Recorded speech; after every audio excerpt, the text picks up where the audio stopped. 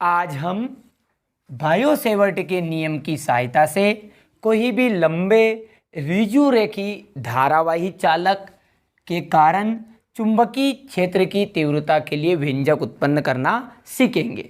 तो देखिए, सबसे पहले जानते हैं ऋजुरेखी धारावाही चालक क्या होता है। तो उससे पहले आप चालक जानिए, चालक क्या होता है। देखिए, चालक एक तरह के पदार्थ होते हैं और ऐसे पदार्थ होते हैं ये कि जो अपने अंदर से इलेक्ट्रॉनों को आसानी से प्रवाह होने देते हैं। क्या करते हैं कि ये अपने अंदर से आसानी से इलेक्ट्रॉनों को जाने देते हैं, अर्थात ये इलेक्ट्रॉनों के मार्ग में कोई भी रुकावट नहीं डालते हैं। कौन नहीं डालते हैं? चालक। तो ऐसे पदार्थ जो अपने अंदर से आसानी से इलेक्ट्रॉनों को जाने देते हैं, अर्थात उनके मार्ग में कोई भी रुकावट नहीं डालते हैं, उन्हें हम चालक कहते हैं। अब कोई भी जो चालक है, उस चालक में यदि हमने धारा प्रवाहित करी, विद्युत धारा प्रवाहित करी, तो वहाँ कहलाएगा आपका धारावाही चालक। ठीक है। अब ऋजुरेखी धारावाही चालक क्या है? तो कोई भी लंबा, और ऋजुरेखी का मीन्स होता है सीधा, एकदम सीधा, कुछ इस तरह से। ये जैसे कोई एक सीधा है, एक्स वाई क्या मानेंगे हम? कोई ऋजुरेखी धारावाही चालक।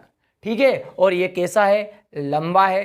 तो अब क्लियर हो चुका होगा आपको कि ऋजुरेखी धारावाही चालक किन्हें कहेंगे? कि ऐसा लंबा, एकदम सीधा जो धारावाही चालक रहेगा उसे ही हम ऋजुरेखी धारावाही चालक कहेंगे।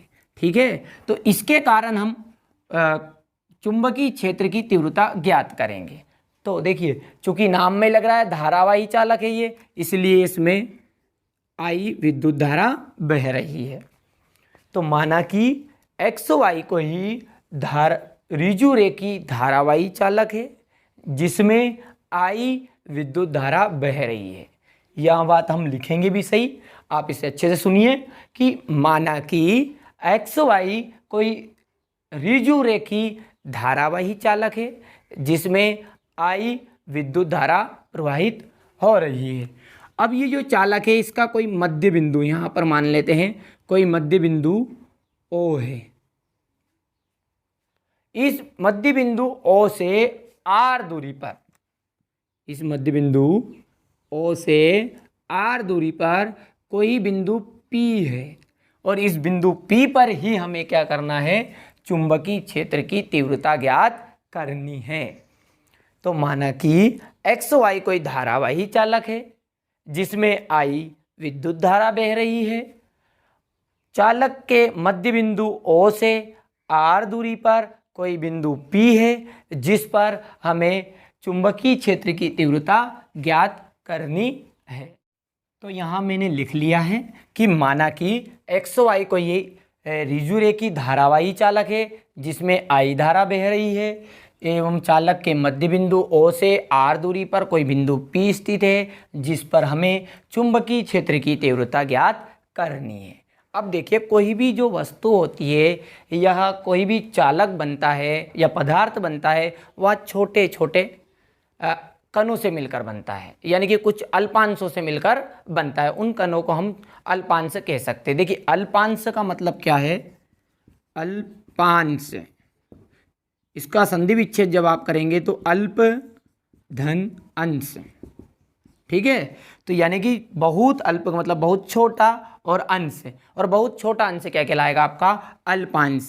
तो देखिए, कोई भी जो पदार्थ है या कोई चालक है वहाँ बहुत छोटे छोटे अल्पांशों से मिलकर बनता है।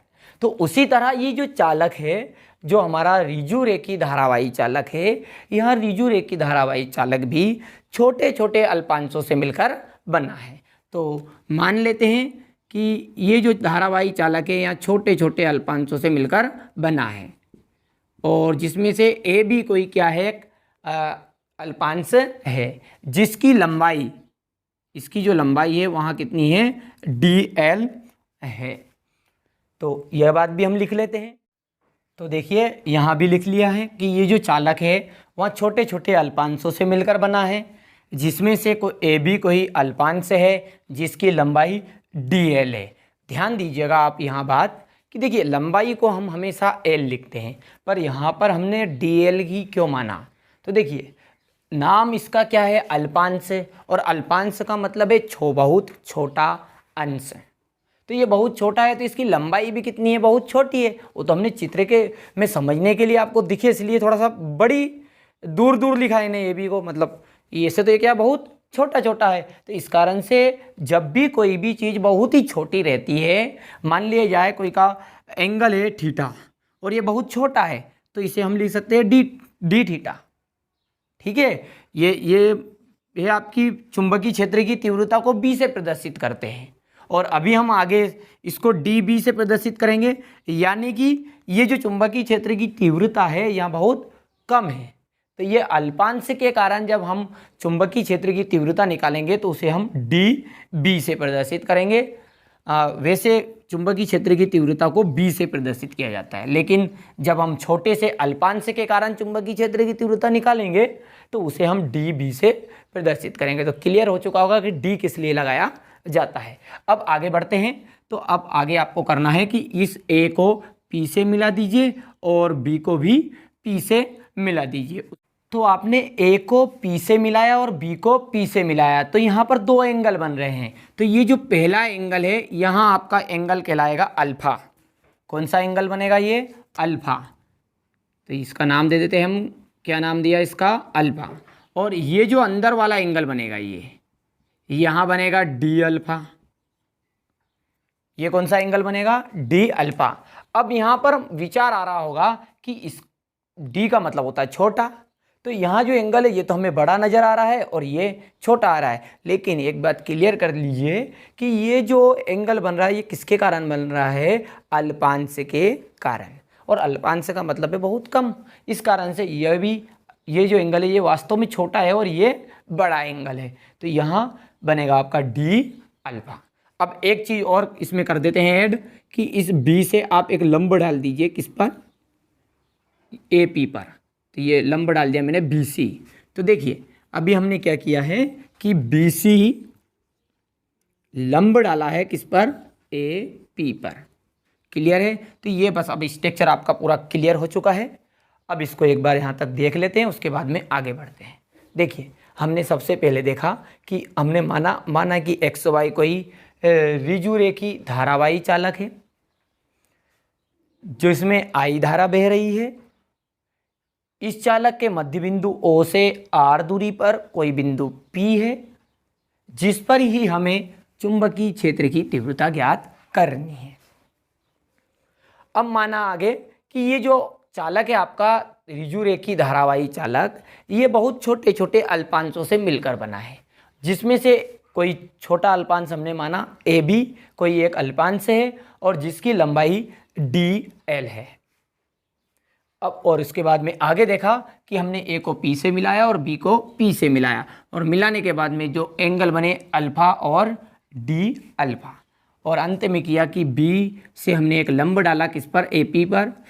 तो BC लंब डाल दिया है AP पर। अब आगे जब बढ़ेंगे तो देखिए आप कोई भी काम को यदि पूरा करना है फिजिक्स में तो उसको आप क्या कर लीजिए, कुछ अल्प कर लीजिए। यानी कि अल्पांश के कारण हम पहले चुंबकीय क्षेत्र की तीव्रता निकालेंगे। हमें पूरे चालक के कारण निकालना है कि ये जो संपूर्ण लंबा ऋजुरेखी धारावाही चालक है इसके कारण हमें चुंबकीय क्षेत्र की तीव्रता निकालनी है। लेकिन हम क्या करेंगे, जो छोटा अल्पांश है इसके कारण पहले चुंबकीय क्षेत्र की तीव्रता निकालेंगे और अंत में फिर उसका हम कर देंगे समाकलन।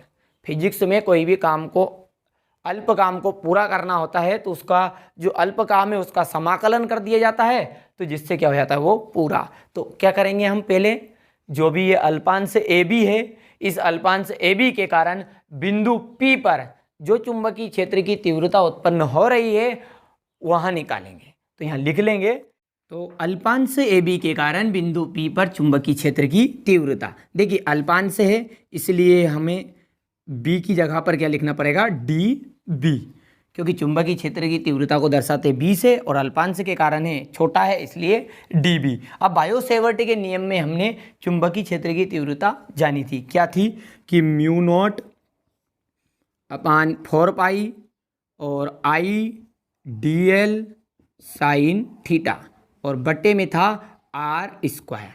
तो देखिए आर स्क्वायर यानी कि दूरी का वर्ग।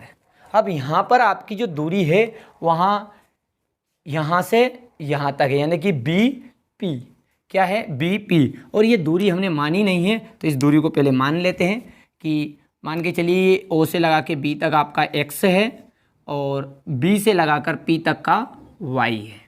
तो बी पी का मान कितना है वाई है। तो यहाँ पर हम लिख देंगे वर्ग, किसका वर्ग, दूरी का वर्ग। तो यानी कि यहाँ पर आर स्क्वायर की जगह पर आ जाएगा आपका वाई स्क्वायर। ये कहाँ से लिखा है हमने, बायो सेवर्ट के नियम से। क्लियर है। तो ये हमने बायो सेवर्ट के नियम से लिख लिया है। अब इसे थोड़ा सा हम आगे बढ़ाएंगे। देखिए यहाँ जो सवाल है आपका, यह व्यंजक है, यह व्यंजक थोड़ा सा लंबा पड़ता है पर लेकिन आप देखिए ध्यान दीजिएगा, आप 3 बातें ध्यान दीजिएगा जिसमें ये खत्म है।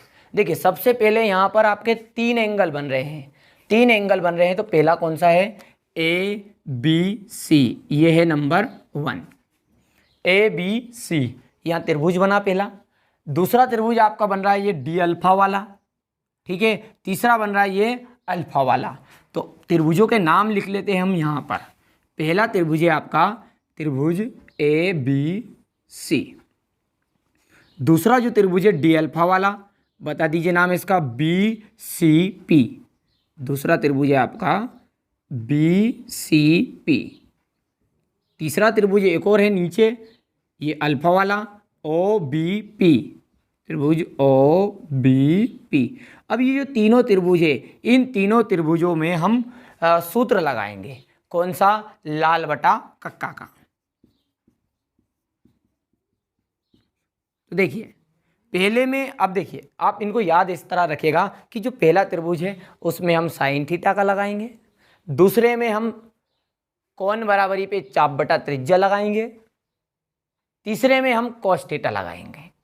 3 लगाएंगे, पहला साइन थीटा, दूसरा कोण बराबरी पे चाप बटा त्रिज्या और तीसरा है कॉस थीटा। तो पहला नंबर किसका रहेगा, त्रिभुज ए बी सी का। अब इसमें लगा दीजिए आप साइन थीटा, तो लिख दीजिए तो त्रिभुज ए बी सी में, और साइन थीटा होता है लंब बटा कर्ण। तो अब चित्र में यहाँ पर देखिए आप कि लंब कौन सा है, त्रिभुज ए बी सी में लंब कौन सा है। तो यहाँ बात हमने यहाँ पर लिखी हुई है, देखिए बी सी लंब है। कौन है, बी सी लंब है किस पर, ए पी पर। तो ये बी सी लंब है और कर्ण क्या बनेगा, तो देखिए यहाँ पर ध्यान दीजिएगा आप अच्छे से। ये एक कोई भी ऐसा त्रिभुज रहता है, ये ए बी सी, और ये रहता है इसका लंब, और ये रहता है आधार, और यहाँ रहता है कर्ण। देखिए अब त्रिभुज ऐसा सीधा रहेगा इस तरह से तो पहचान लेंगे, पर इस तरह से त्रिभुज रहेगा तो हम पहचानने में थोड़ी समस्या आएगी कौन सा लंब है कौन सा आधार है। तो देखिए लंब के सामने की जो भुजा होती है, लंब के सामने की जो भुजा होती है वहाँ हमेशा कर्ण होती है। ये जो लंब है इसको, इस पे हाथ रख लेना आप और इस तरह से आगे बढ़ना। अब जो भुजा में जाके टकराए यानी कि सामने, तो वो कौन सी कहलाएगी, आपकी कर्ण कहलाएगी। तो यहाँ बात याद रखिएगा कि लंब के सामने की भुजा कर्ण होती है। तो उसी तरह लंब हो गया BC, और इसके सामने यदि आप ले जाएंगे तो इस तरह से ये AB में जाके टकराएगा। तो AB का मान कितना है, DL। तो लिख दीजिए साइन थीटा वैसे का वैसा, और लंब बन गया आपका BC, कर्ण रह गया आपका DL। अब यदि BC का मान निकालेंगे यहाँ पर तो बनेगा आपका DL साइन थीटा। देखिए ये DL यहाँ पर चला गया, इसको दे दिया आप समीकरण नंबर 1। अब इसी तरह हमको लगाना है दूसरे त्रिभुज में, और दूसरे त्रिभुज का हमें पता है कि इसमें लगाएंगे कोण बराबर चाप बटा त्रिज्या। तो त्रिभुज दूसरे का नाम क्या है, BCP। BCP में कोण बराबर चाप बटा त्रिज्या। अब कोण बराबरी पे चाप बटा त्रिज्या है तो यहाँ पर चित्र में देखिए चित्र में आपका यहाँ पर ये बी सी पी, ये डी अल्फा वाला, तो इसका एंगल कौन सा है, कौन, डी अल्फा। तो यहाँ तो आपका कौन तो बन जाएगा डी अल्फा। अब डी अल्फा है तो चाप एंगल, ये जो एक कौन है, ये चाप यहाँ पर इस तरह का बनाएगा बी सी, और बी सी चाप बनेगा और त्रिज्या रहेगी यहाँ से बी से लगा के पी तक, और बी से लगा के पी तक है वाई। तो यहाँ पर लिख दीजिएगा चाप कौन सा बनेगा आपका बी सी, और बट्टे में आ जाएगा आपका वाई। अब यदि यहाँ पर बी सी का मान चाहिए तो क्या लिखेंगे, डी अल्फा वाई। तो यहाँ पर लिख लेते हैं अब इसको, तो बी सी बराबर डी अल्फा वाई। अब यहाँ बन गया आपका समीकरण नंबर 2। ठीक है, अब ये समीकरण नंबर 2 और ये समीकरण नंबर आपका 1 देखिए, समीकरण नंबर 1 और समीकरण नंबर 2 देखिए, दोनों में बी सी है। तो हम लिख देंगे यहाँ समीकरण नंबर 1 और समीकरण नंबर 2 से, पर उससे पहले आप यहाँ पर इसे समीकरण नंबर 1 बना दीजिएगा, इसे समीकरण नंबर 2 बना दीजिएगा, इसे समीकरण नंबर 3। यह किस लिए किया अभी आगे आपको पता चला जाएगा। तो समीकरण नंबर 2 और समीकरण नंबर 3 में हमने देखा कि दोनों बी सी इक्वल है, तो लिख जाएगा आर एच एस साइड दोनों की डी एल, यहाँ पर पहले लिख दीजिए समीकरण नंबर 2 व 3 से,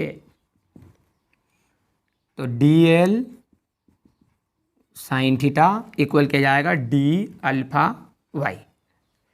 अब ये जो डी एल साइन थीटा है इसका मान हम रखेंगे समीकरण नंबर 1 में, इसलिए हमने इसे समीकरण नंबर 1 बनाया। तो डी एल साइन थीटा का मान रख दीजिएगा यहाँ पर, तो लाइन लिख दीजिएगा कि डी एल साइन थीटा का मान समीकरण 1 में रखने पर। अब समीकरण नंबर 1 क्या है, D B equal mu naught बटा 4 पाई आई, और आई के आगे डी एल साइन थीटा का मान है डी अल्फा वाई, और बटे में क्या है वाई स्क्वायर। अब यहाँ पर वाई से वाई कैंसिल हो रहा है, लेकिन देखिए कभी भी यदि y के बटे में वाई स्क्वायर तो इस तरह कैंसिल नहीं कर सकते, यहाँ आपको मन में ही करना है, क्योंकि इसके पास घात 1 है, इसके पास घात 2 है, तो जिसके पास घात 1 है वो फिनिश हो गया, 2 वाला 1 बच गया। तो D B equal mu naught बटे 4 पाई और आई डी अल्फा, और बटे में क्या रहेगा y। यहाँ आपका समीकरण नंबर आपका बन जाएगा 4 बन जाएगा। क्लियर है, तो यहाँ आपका समीकरण नंबर 4 है। अब बारी आएगी आपकी त्रिभुज ओ बी पी की। ठीक है, अब त्रिभुज ओ बी पी ले लीजिए, तो यहाँ से हम त्रिभुज ओ बी पी ले लेते हैं। अब करके लिख दीजिए त्रिभुज ओ बी पी में, अब पहले में साइन थीटा, दूसरे में कोण बराबर चाप बटा त्रिज्या, और तीसरे में हम लेंगे कोस थीटा, और कोस थीटा का लाल बटा कक्का के हिसाब से हमारा मान बनेगा आधार बटा कर्ण। तो यहाँ पर लिख दीजिए कोस थीटा इक्वल बन जाएगा आधार बटा कर्ण। अब ये जो आधार बटा कर्ण है, तो आधार बटा कर्ण देखिए कौन से त्रिभुज में, ओ बी पी, और ओ बी पी यहाँ है अल्फा वाला। ठीक है, तो थीटा का मान तो क्या बन गया आपका कोस अल्फा, थीटा का मतलब होता है कोण, तो कोण क्या है हमारा अल्फा। अब अल्फा के बाद में आगे बढ़े आधार, आधार क्या है इसका, देखिए आधार इसका ये है आर, और बटे कर्ण, कर्ण क्या है वाई, देखिए गौर से, यानी कि बी पी ओ पी, एक लाइन बढ़ा देते हैं लोग, आधार है ओ पी और कर्ण है इसका बी पी, तो ये क्या बनेगा आपका cos alpha equal O P का मान हो गया आर बटा बी पी का मान हो गया वाई। अब यहाँ से मुझे वाई का मान चाहिए, तो वाई का मान क्या बनेगा, वाई इक्वल आर बटा कोस अल्फा। क्लियर है। अब देखिए ये जो y का मान है, इस y को मान को उठा के हम समीकरण नंबर 4 में रख देंगे। देखिए यहाँ पर, तो ये y का इक्वल आ जाएगा r बटा कॉस अल्फा, पर लेकिन अब इससे पहले हम इसको एक बार क्लियर कर लेते हैं क्या क्या हमने पढ़ा है। देखिए हमने पहले लिखा है अल्पांश ए बी के कारण बिंदु पी पर चुंबकीय क्षेत्र की तीव्रता म्यू नॉट बटा 4 pi I D L sine theta बटा वाई स्क्वायर बायो-सेवर्ट के नियम से लिख दिया। इसके बाद में पहला त्रिभुज लिया। पहला त्रिभुज हमारा था ए बी सी। यहाँ पर यही बात आपको याद रखना है कि तीनों त्रिभुजों के नाम, पहला है ए बी सी, दूसरा त्रिभुज लिया हमने डी अल्फा वाला यानी कि बी सी पी, और तीसरा लिया है ओ बी पी। अब पहले में साइन थीटा का सूत्र लगाया और लंब बटा करने के हिसाब से इसका मान ले आए ये, और बी सी का मान निकाल लिया। दूसरा सूत्र लगाया हमने त्रिभुज बी सी पी में कोण बराबरी पे चाप बटा त्रिज्या, इससे भी हम बी सी का मान निकाल ले आए। इसके बाद में समीकरण नंबर 2 और समीकरण नंबर 3 को हमने दोनों को देखा तो बी सी इक्वल है तो D L sine theta equal बन गया डी अल्फा वाई। यहाँ किस लिए किया? क्योंकि डी एल साइन थीटा का मान समीकरण नंबर 1 में रखना था, तो समीकरण नंबर 1 में रख दिया मान। इस तरह करने के बाद में यहाँ समीकरण नंबर 4 तक हमने पहुँचा दिया। इसके बाद में तीसरा जो त्रिभुज है उसमें आपने cos थीटा का मान रखा, cos थीटा से y का मान निकाल कर आ गए। अब इस y के मान को उठा के कहाँ पर रखना है हमें? समीकरण नंबर 4 में। तो उससे पहले आप इसका स्क्रीनशॉट ले लीजिए। पहले इस स्क्रीनशॉट के बाद में यहाँ मिटा दूंगा और आगे इसके बढ़ा देंगे।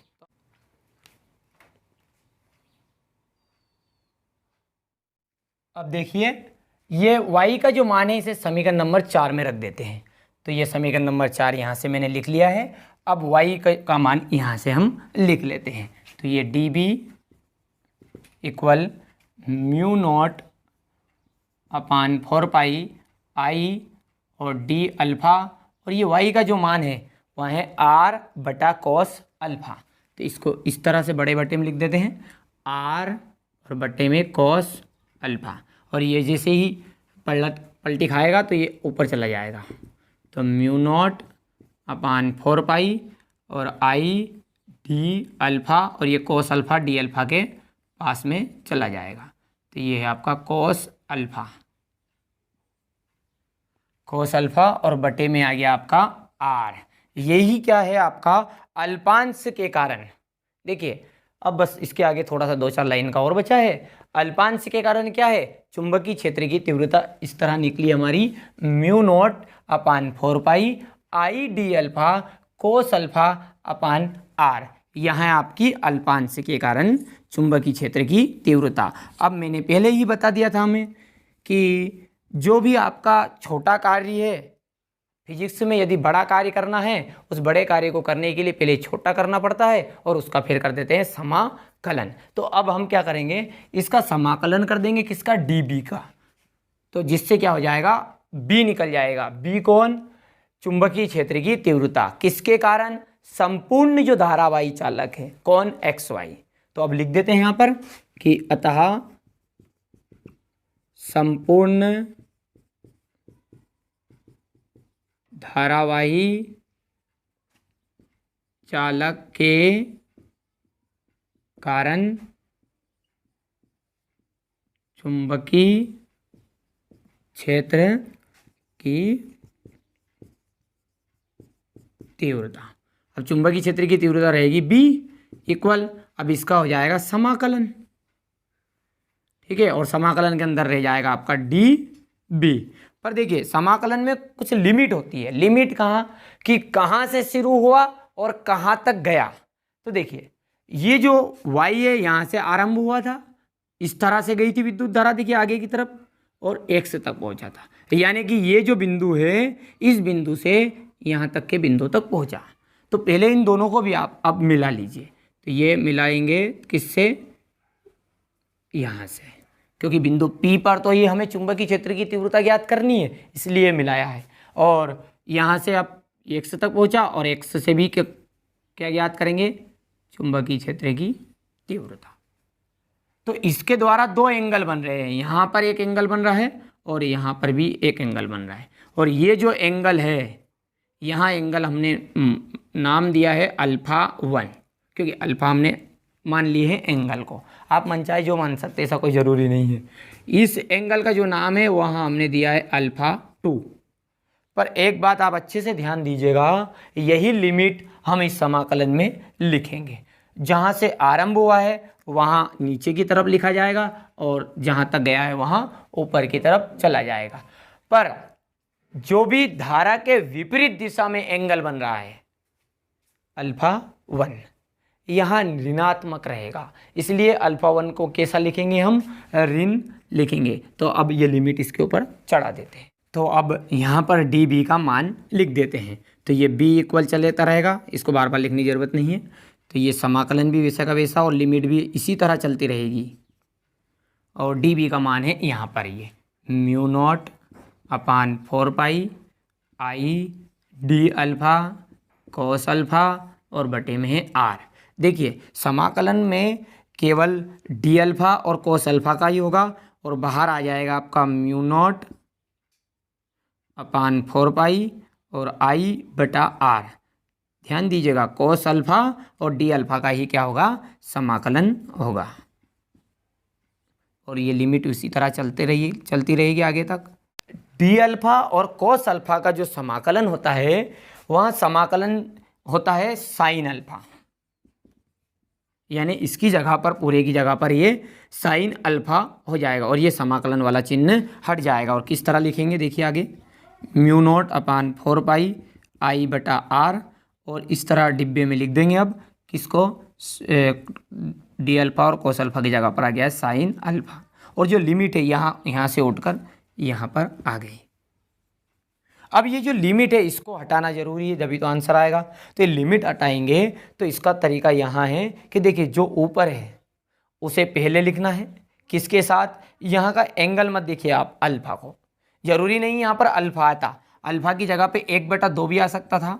तो यहाँ 1/2 को नहीं देखना है, अब किसको देखना है, केवल साइन को। उसी तरह यहाँ भी साइन को ही देखना है और यहाँ पर हमें लिखेंगे साइन अल्फ़ा 2, इस अल्फ़ा की जगह पर क्या आ जाएगा, साइन अल्फ़ा 2 और उसमें से घटाना है नीचे अल्फ़ा 1। तो ये साइन को 2 बार लिखेंगे, sine alpha 2 minus sine alpha 1। तो ये तो आपका भी अल्फ़ा था, तो ये आगे बढ़ाएंगे तो आगे यहाँ पर बढ़ा देते हैं। ये b के बराबर चल रहा है सारी चीज़ें, तो b equal mu naught upon 4 पाई और i बटा आर। और ये किस तरह लिखा जाएगा कि ये जो साइन है उसी तरह, और ये हो गया अल्फ़ा 2, घटाना है, किसे घटाना है, वापस वही राशि साइन को ही घटाना है और ये साथ में लिख देंगे अब अल्फ़ा 1, पर ये ऋणात्मक है इसलिए माइनस का अल्फ़ा 1। अब ये लिमिट हट गई है, ठीक है। अब देखिए ये माइनस इसको कर देगा प्लस, तो ये b equal mu naught upon 4 pi आई बटा आर और अब ये बन गया अंदर sine alpha 2 plus sine alpha 1। अब चूंकि हम लंबे ऋजुरेखी चालक के पर हम चुंबकीय क्षेत्र की तीव्रता ले रहे हैं, इसलिए ये अल्फ़ा 2 और अल्फ़ा 1 का जो एंगल है वह 90 डिग्री रहेगा। तो यहाँ पर लिख देंगे हम कि लंबे ऋजुरेखी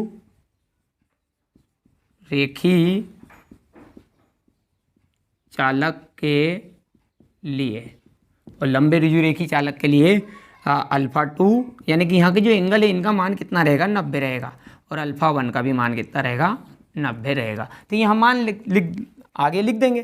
तो जैसे ही अल्फ़ा 2 का मान यहाँ 90 रहेगा, अल्फ़ा 1 का मान 90 रहेगा और साइन 90 आ जाएगा, यानी कि 90 डिग्री, और साइन 90 डिग्री का जो मान होता है वहाँ था 1, तो यहाँ भी आंसर आ जाएगा 1, यहाँ भी 1, और 1 ने 1 कितने हो जाएंगे, 2, और 2 फिर आके उठ के यहाँ पर आ जाएगा। तो कर दीजिए b equal mu naught upon 4 pi आई बटा आर और ये हो गया तुम्हारा साइन 90 प्लस साइन 90, और ये साइन 90 का मान होता है 1 और इसका मान भी हो जाएगा 1 और 1 और 1 2 हो जाएंगे, और यहाँ पर आगे लिख देते हैं, डायरेक्ट कर देते एक लाइन, तो म्यू नॉट अपान 4 पाई और ये आ गया आपका 2i बटा आर, क्योंकि इसका 1 कितना हो गया, 2 हो गया। तो यही क्या है आपका, यही आपका संपूर्ण जो धारावाही चालक है उसके कारण चुंबकीय क्षेत्र की तीव्रता है। तो देखिए यहाँ से आप डबल से समझ लेते हैं कि जो y का मान है उठा के हमने रख दिया था, रखने के बाद में ये अल्पांश हमारा के द्वारा जो चुंबकीय क्षेत्र की तीव्रता निकली वहाँ इतनी थी। अब संपूर्ण धारावाही चालक के कारण चुंबकीय क्षेत्र की तीव्रता ज्ञात करने के लिए छोटे के ऊपर समाकलन कर दिया जाता है, यानी कि dv पर समाकलन कर दिया। लिमिट यहाँ से y से गए थे किस तरफ, x की तरफ, तो हमने लिख दिया लिमिट भी, इसका एंगल बन गया α1 और α2। लेकिन इसका माइनस क्यों लिखा, क्योंकि धारा के जो विपरीत, देखिए धारा इस तरफ जा रही, देखिए अब ये धारा के विपरीत बन रहा है नीचे की तरफ, इसलिए ये एंगल बन जाएगा ऋणात्मक। तो यहाँ पर ऋण ले लिया, पहले जहाँ से शुरू हुआ और जहाँ पर ख़त्म हुआ, तो ये लिमिट को इस तरह लिखकर और लिख करने के बाद में dv का मान लिख दिया। देखिए, और देखिए यहाँ से बस सिंपल है, dv का मान लिखा और dv के मान लिखने के बाद में हमें पता है कि d अल्फा और कोस अल्फा का ही समाकलन होगा, बाकी को बाहर फेंक दिया। बाहर फेंकने के बाद में इसका जो समाकलन होता है वहाँ साइन अल्फा और लिमिट उठकर इस तरह आ गई। अब ये लिमिट हटानी है तो यहाँ पर हमने साइन α2 माइनस वापस साइन और α1 इसको घटा दिया। घटाने के बाद में घटाने का प्रयास किया तो ये हो गया प्लस। अब जब लंबे रिजुरेखी चालक के लिए हम कर रहे हैं तो 90 इन दोनों का एंगल आ गया, इसके कारण 1 1 + 2, और यही क्या है आपका चुंबकीय क्षेत्र की तीव्रता का व्यंजक है। अब आप इसका स्क्रीनशॉट ले लीजिए और अपनी कॉपी में नोट कर लीजिए। तो इस तरह आज हमने लंबे रिजुरेखी धारावाही चालक के कारण किसी बिंदु पर चुंबकीय क्षेत्र की तीव्रता के लिए व्यंजक की स्थापना की। इसके पहले पार्ट में हमने बायो-सेवर्ट के नियम का अध्ययन किया था। यदि आपने वहाँ वीडियो नहीं देखा है तो आप प्ले लिस्ट में जाकर उस वीडियो को देख सकते हैं, और आशा करता हूँ यह वीडियो आपको ज़रूर समझ में आया